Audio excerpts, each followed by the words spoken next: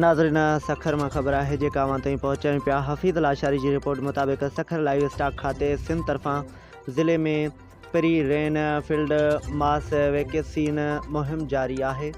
उन दस में लाइव स्टॉक खाते सखर के डिस्ट्रिक्ट फोकल पर्सन डॉक्टर रफ़ीक अहमद गिलाल 1 अप्रैल का 11 अप्रैल ताईं मुहिम बाबत रिपोर्ट जारी कंदे जणायो है त सूबाई वज़ीर लाइव स्टॉक सिंध के हिदायतुन तहत ज़िले सखर में जानवरन की वैक्सीनेशन मुहिम दौरान 29,900 वडन जानवरन 18,036 नंढड़न जानवरन के चौमासी बरसातुन इम्कानी बोर्ड का अग वैक्सीन कई वही है, जैं त 259 जानवरन जो इलाज मुआलजो किया वो है।